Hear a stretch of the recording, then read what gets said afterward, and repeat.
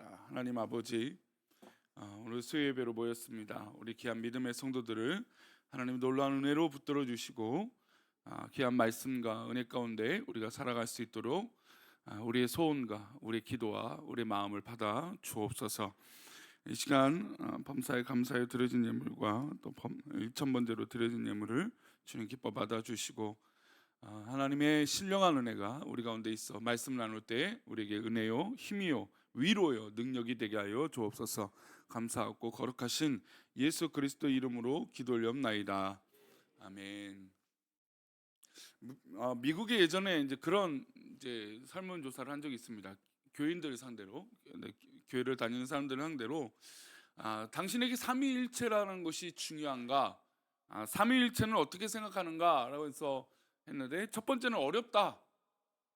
그리고 우리가 하나님 믿는데 뭐 그렇게 삼위일체가 중요한가? 이런 질문을 했어요. 저도 설교를 준비하면서 과연 우리 성도들이 이 삼위일체를 얼마나 중요하게 여길까라는 것, 또 수요일마다 교리를 하고 있는데 이 교리가 얼마나 중요하다고 느낄까라고 하는 생각을 해볼 때 사실 조금 어렵다, 힘들고 또 듣기도 조금 어렵고 또 이게 뭐 교리라는 것이 뭐 알면 중요하다라고 뭐 앞에서 늘 얘기하니까, 그리고 또 교리 공부하다 보면 뭐 대요리, 소요리 문답 뭐 이렇게 해서 뭐 문답 공부 같은 것들 하고 왠지 공부와 학식에 관한 부분이라고 생각을 합니다. 그런데 이 교리라는 것을 예전에 제가 첫 이 교리 설교를 시작하면서 말씀드렸지만, 교리의 뼈대가 없으면 우리의 신앙은 흔들릴 수밖에 없다라는 거죠. 교리의 뼈대가 없으면 교회는 흔들릴 수밖에 없다라는 겁니다.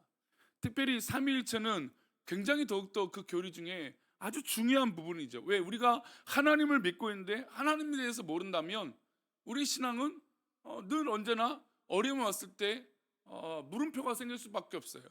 그리고 의심이 생길 수밖에 없고 시험에 들 수밖에 없죠. 그래서 교리의 단단함이 우리 가운데 세워졌을 때 우리의 신앙이 흔들리지 않는다라는 것을 우리가 명심할 필요가 있습니다. 우리 한번 따라할까요? 교리가 세워져야 내 믿음이 단단해진다. 네, 맞습니다. 그러니까 이게 교리가 좀 어렵고 좀 듣기 힘들고 해도 우리가 이 교리라는 것을 분명하게 정리할 필요가 있고, 그래서 제가 이렇게 프린트물을 이렇게 다 나눠서 드려갖고 요거 없는 분들은 부목사님한테 달라고 하세요. 제가 이렇게 했는데 벌써 지금 이렇게 두꺼워졌어요.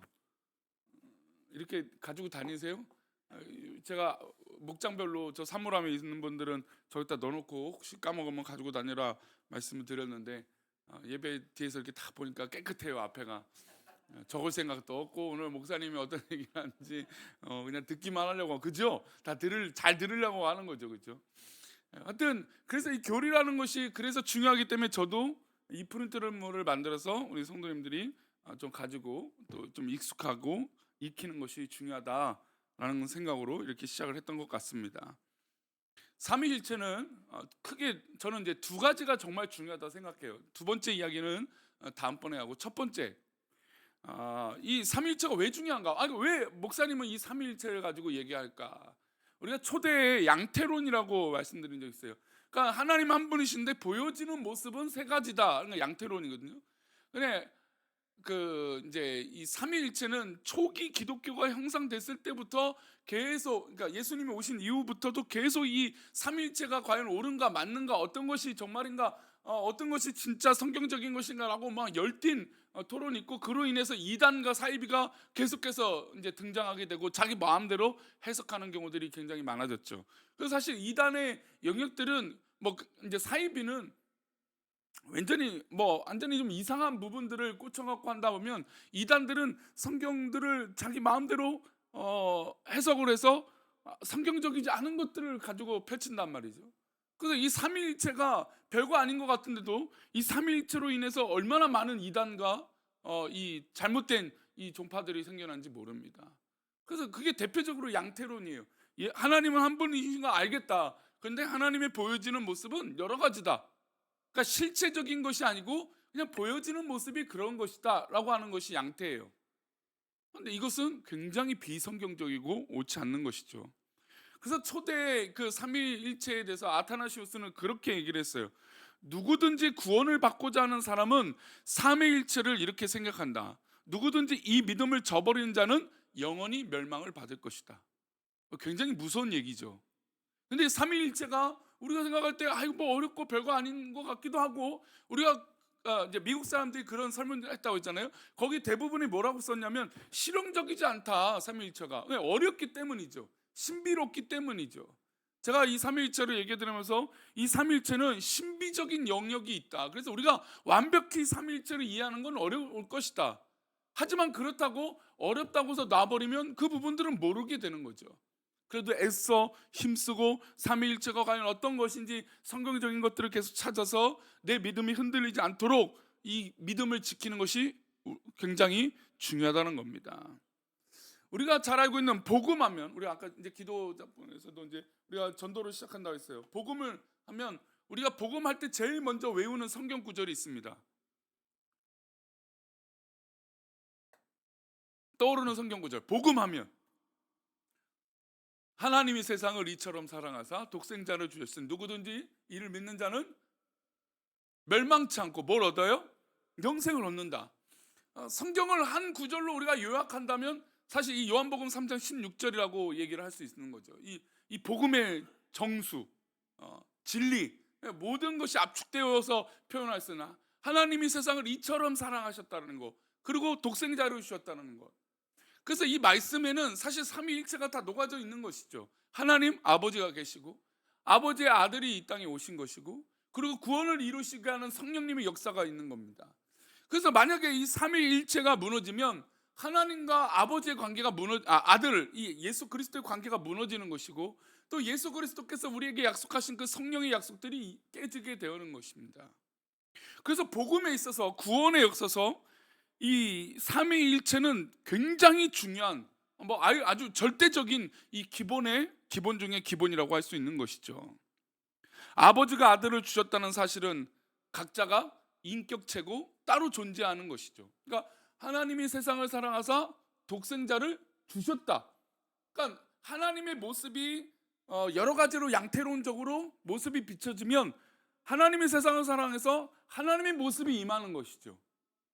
근데 분명히 성경은 그 단어의 표현들이 다 각각으로 나눠져 있어요. 하나님이 세상을 이처럼 사랑하사 독생자, 즉 각자의 인격체와 각자의 존재로서 예수님이 이 땅에 오셨다는 겁니다. 그리고 예수님이 십자가를 향하여 이제 나아가실 때 겟세마나의 기도나 좀 모든 기도에서도 하나님 아버지에게 간절하게 기도하는 모습은 이게 하나가기보다는 완전히 분리된 의도로 얘기할 수 있죠.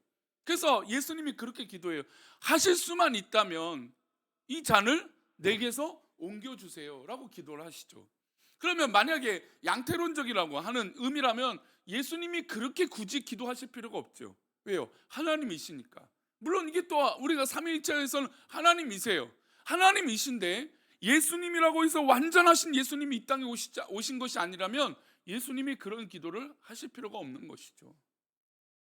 그래서 이 삼위일체가 뭐 이렇게 어렵고 이런 이야기들을 계속 반복적으로 듣는 것 같기도 하고, 또 어렸을 때도 그렇게 들었는데 그렇게 기억나는 것도 별로 없고 할지라도 우리가 삼위일체를 놓치는 순간에, 잊어버리는 순간에 하나님에 대해서 기준을 잡지 못할 수도 있다라는 겁니다.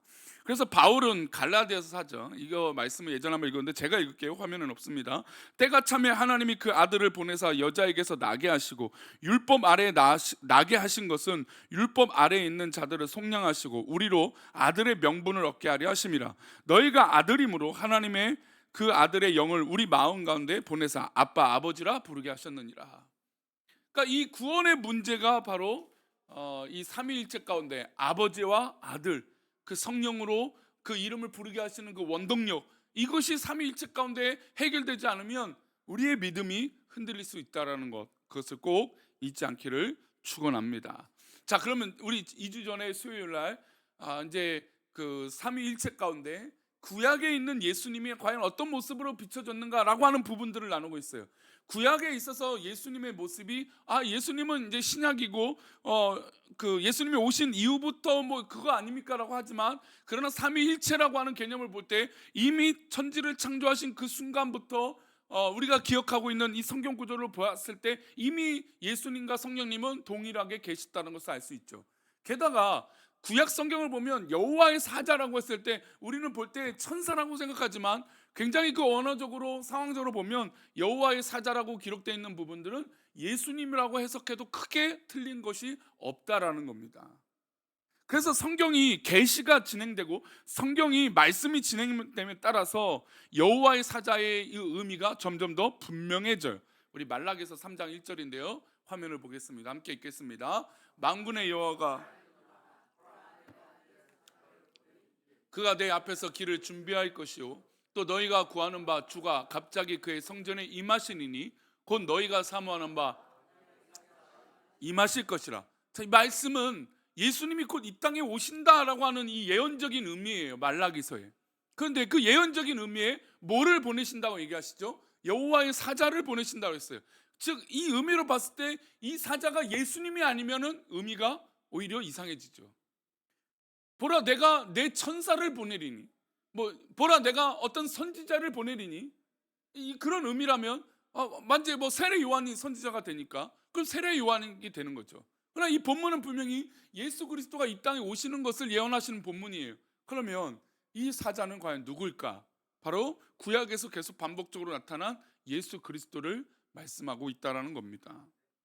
그래서 여호와의 사자는 하나님의 아들로 불린다는 거예요. 다니엘서 우리 3장 25절입니다. 함께 읽겠습니다. 왕이 또 말하여 이르되 내가 보니 결박되지 아니한 네 사람이 불 가운데로 다니는데 상하지도 아니하고 그 넷째의 모양은 신들의 아들과 같도다 하고, 이 불 가운데 풀무불에 이 다니엘의 친구들이 가 있는데 그 가운데 보니까 어떻습니까? 네 사람이 움직이는 것 같아요.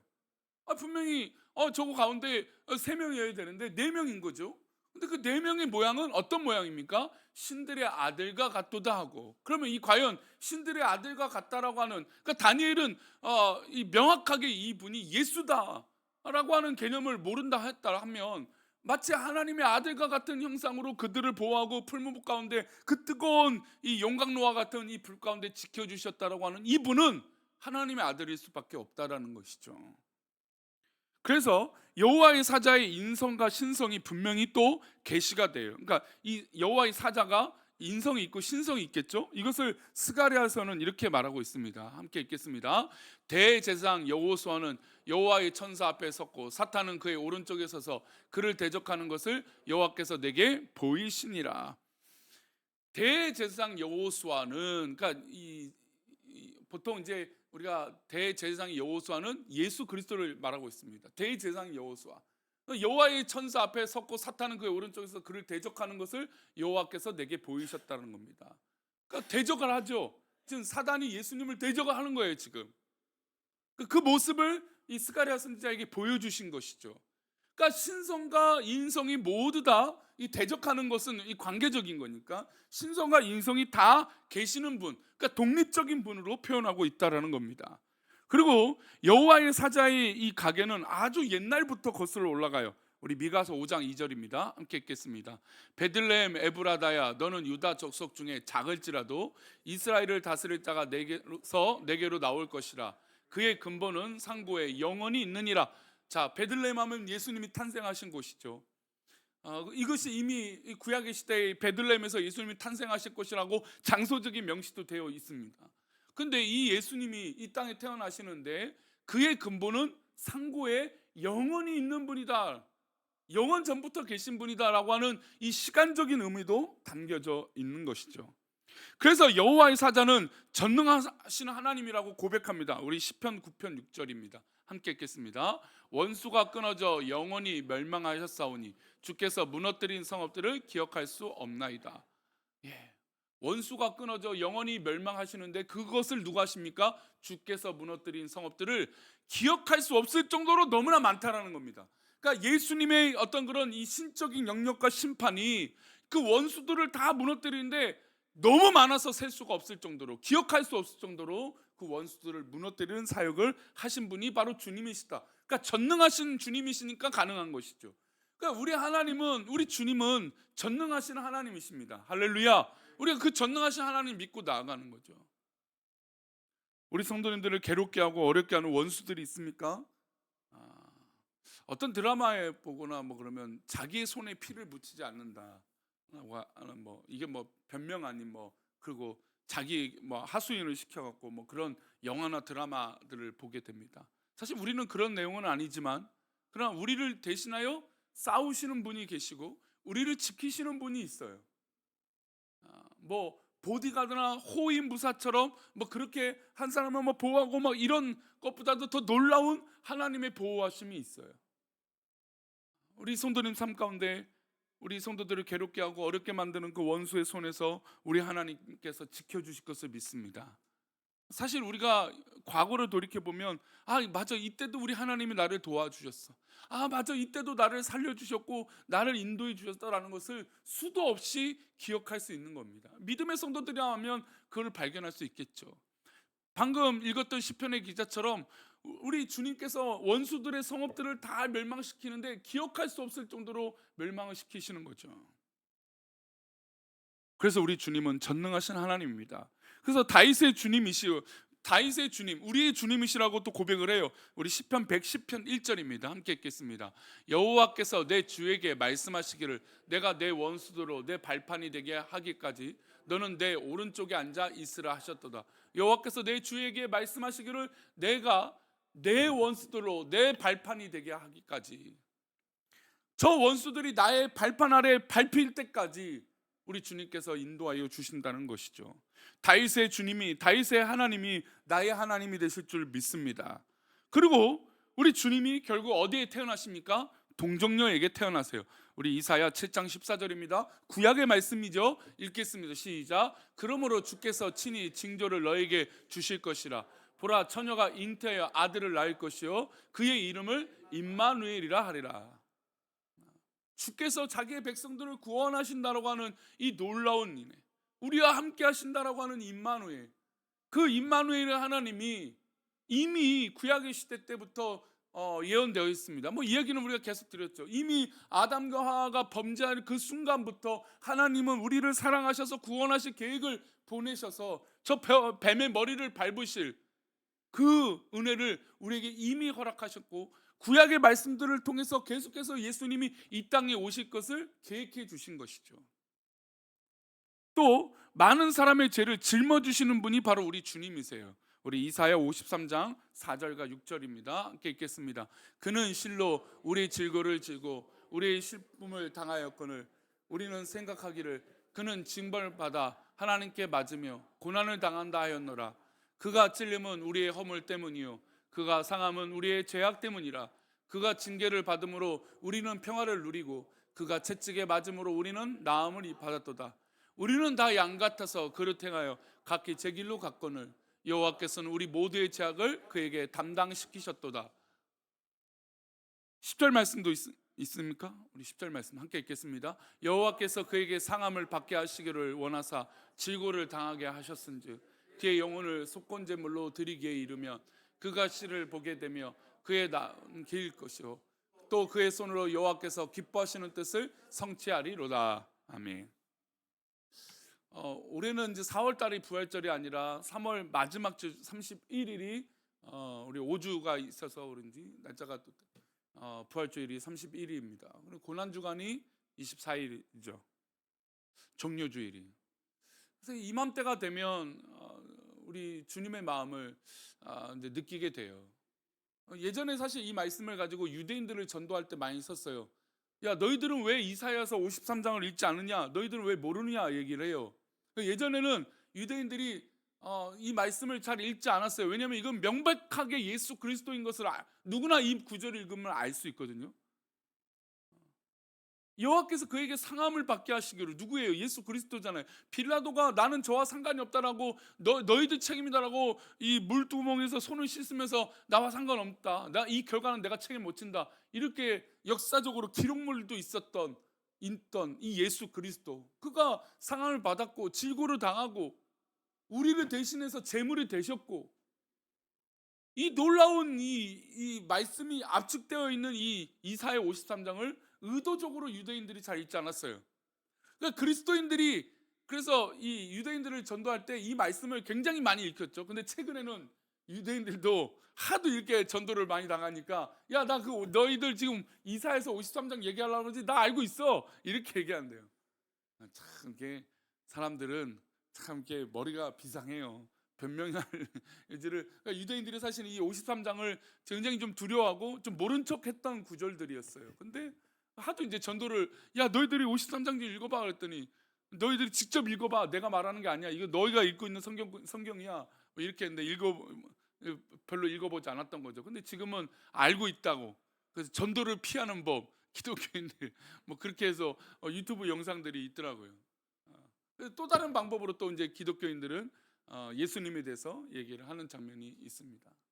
자, 지금 읽었던 구절들은 아까 제가 말씀드린 다 어디에 있는 구절들입니까? 신약에 있는 말씀들이 아니죠. 다 구약입니다. 근데 이 구약의 말씀들을 보니까 마치 어디에 있는 말씀과 비슷한 것 같죠? 신약에 있는 말씀과 비슷한 것 같죠. 왜냐하면 구약의 말씀이 신약에 이루어졌기 때문이에요. 그래서 요한계시록 마지막 성경 구절에 이 말씀이 1.1핵이라도 응답이 안 되고 이루어지지 않은 것이 없다라는 것을 말씀하시죠. 그리고 이제 단 한 가지 남았습니다. 뭡니까? 예수님이 마라나타, 다시 오시는 것이죠. 이 주님의 역사, 주님이 다시 오심을 기다리며 우리의 삶은 그렇게 해서 사는 거예요. 물론 우리가 1900년도 말, 그러니까 이제 말처럼 막 종말론적 2000년이 오면 뭐 뉴 밀레니엄 해갖고 막 뭐 이상한 일들이 일어나고 뭐 휴거가 있었죠. 한참 뭐 그런 영화들이 있고 막 그러다 보니까 이 2000년 전에는 막 우리 한국 사람들이 막 종말론적인 신앙을 많이 갖고 있고 지금도 지금 이 부활과 종말론 가지고도 이단들이 있어요. 근데 그렇게 신앙을 가지려고 잘못된 신앙을 가지고 있지만 또 그렇게 큰 일들이 지나니까 우리 한국 사람들 사이에 쇠퇴하는 일들이 있습니다. 뭐죠? 예수님이 다시 오신다는 걸 자꾸 잊어버리고 살아요.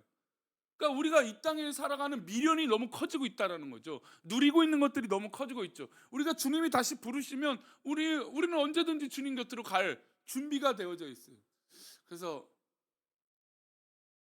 되게 슬픈 얘기인가? 하여튼 문득 이제 이 목회자라는 것이 영원할 수 없어요. 그렇죠? 제가 영원한 존재가 아니잖아요. 저도 언젠가 분명 하나님 부르심을 받을 것이고 또 죽음이라는 것이 분명 저에게 있을 것입니다. 그리고 좋은 리더자는 제가 생각할 때 그 리더자가 나왔을 때도 그 조직과 그 공동체가 잘 유지가 되는 것이 좋은 리더인 것 같아요. 그럼 만약에 하나님이 부르심이 있었을 때 과연 내 이후에는 어떤 일들이 일어날 수 있을 것인가? 과연 나의 평가는 하나님께 기쁨이 되는 평가가 있을 것인가? 그리고 성도들이 나를 천국을 환송하는데 목사님 천국 가서 감사합니다라고 기뻐할 수 있을 것인가? 아니면 잘 죽었다 했을까?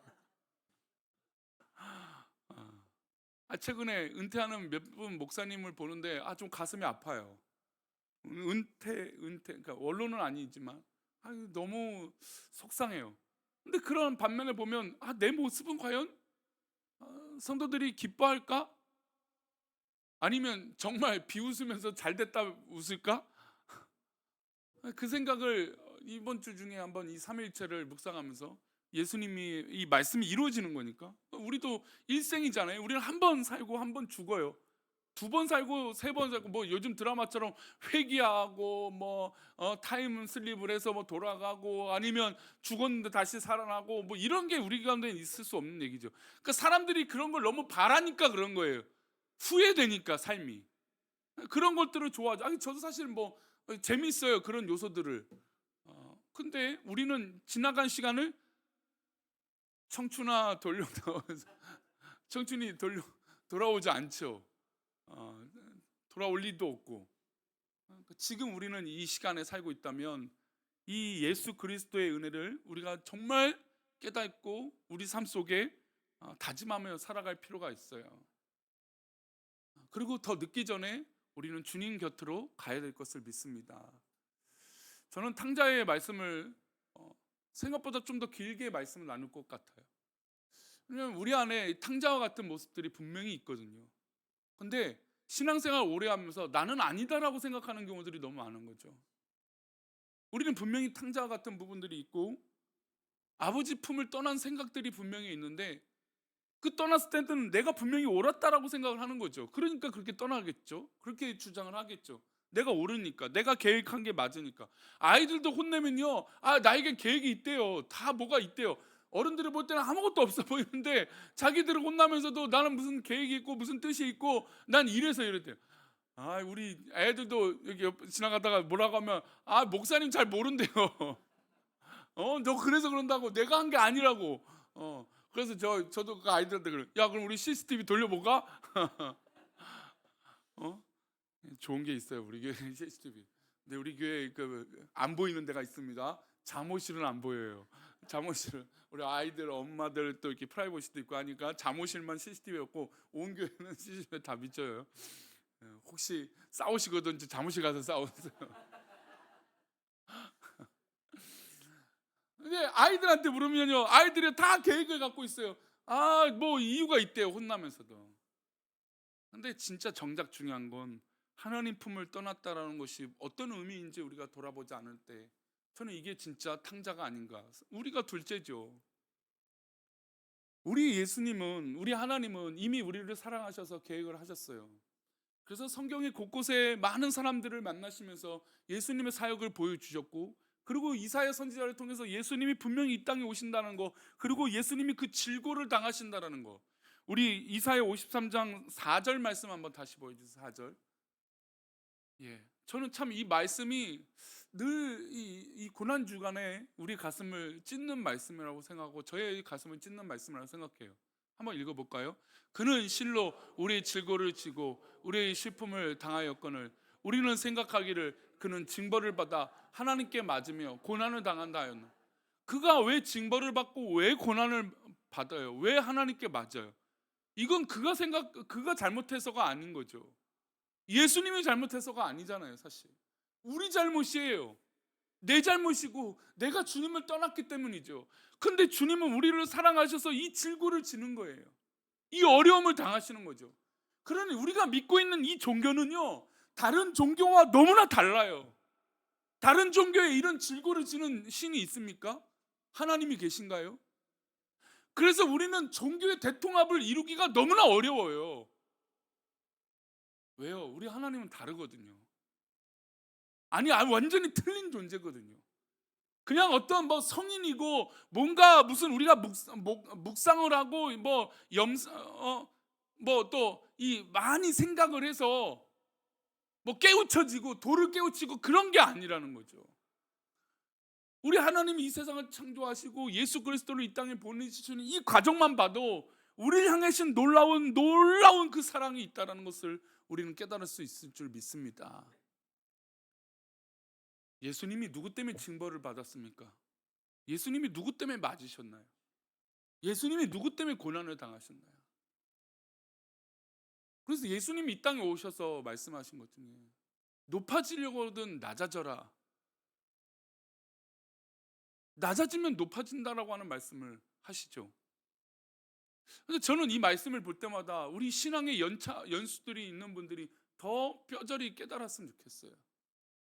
우리는 그 말씀이 내 말씀이 아니라고 생각하거든요. 나는 겸손해. 나는 뭐 이렇게 연약해. 나는 뭐 이렇게 티하지 않아. 여러분, 그럴수록 우리는 더 하나님의 말씀을 기억해야 됩니다. 그가 왜 질고를 당했는가? 그가 왜 고난을 받고 왜 매를 맞았는가? 왜 하나님이신 예수님이 이 땅에 오셔서 수많은 역사 가운데 등장하셔서 그 역사들을 이루어 나가고 계셨는가? 그래서 삼위일체가 중요한 겁니다. 오늘 예수님까지 이렇게 삼위일체 부분들을 나누고 다음번에 성령님에 관한 부분들을, 삼위일체 부분에 관한 부분들을 나누겠습니다. 오늘도 우리는 참 무겁습니다. 물론 뭐 매번 저도 말씀을 읽을 때마다 어제 자면서 그런 생각을 했어요. 제 설교가 처음부터 끝까지 재밌으면 어떨까? 우리 성도들이 막 부담 없이 처음부터 끝까지 재밌게 듣고 재밌게 기억나고 하다 까까까까 울고 가면 얼마나 좋을까? 저도 나름 이 강단에 있으면 우리 성도들이 인상을 쓰고 있는 것보다 웃고 있는 이빨 보는 게 좋아요. 이빨이 보이는 모습들이 좋아요. 막 예배 드리고 있는데 막 힘들어하고 괴로워하면 저도 마음이 무거워요. 그래서 이 목사가 설교를 조금 더 유쾌하게 잘하면 위트 있는 설교자가 되면 얼마나 좋을까. 근데 죄송하지만 저는 그렇게 위트 있지는 못해요. 개인적으로 만나면 좀 재밌는데 재밌게 해드릴 자신은 있는데 이 말로 뭔가 위트 있는 사람들, 그런 사람들 보면 좀 대단한 것 같아요. 천재 같아요. 야, 어떻게 그런 말을 하고. 근데 저는 또 뭐 좀 그런 것 중 하나가 욕을 잘 못해요. 그러니까 좀 설교자들 중에 유쾌하게 설교하시는 분들 보면 이 욕을 적절하게 잘 쓰시는 분들이 있어요. 그 감칠맛 나게 입에 착착 달라붙게 욕을 이렇게 적정하게 하시는데 저는 욕을 하면 어색해요. 제가 욕을 해보잖아요. 연습 삼아. 이상해요. 지난주에도 성경 구절에 미친 짓인데 그거 갖고도 제가 막 눈이 가슴이 벌렁벌렁해요. 이게 미쳤다란 말을 내 입에서 해야 되니까 어색해요. 이게 촌스럽죠. 왜 제가 이런 얘기를 드리냐면 우리에게 주어진 이 환경과 여건 가운데 우리에게 분명히 주어진 것들이 우연이 아니라는 것이죠. 물론 이 목사도 뭐 그렇다고 합리적으로 제가 있는 것은 우연이 아닙니다 이 얘기를 드리려고 하는 것은 아닙니다. 우리 모두 다 지금 이 수요 예배에 이 자리에 있다는 게 은혜고 하나님의 계획인 것이죠. 그렇다면 이 하나님의 놀라운 계획을 한번 믿어보세요. 하나님의 계획은 틀림이 없습니다. 하나님의 계획은 완벽하세요. 그러니 그 사랑으로 우리를 인도하시는 우리 하나님이시니까 우리가 흔들리지 말고 하나님 말씀 붙들고 나아간다면 이 하나님의 은혜가 분명 우리 성도들에게 확신 가운데 있게 될 줄 믿습니다. 우리 아까 찬양했던 나의 모습 나의 소유 하나님 앞에 찬양하겠습니다.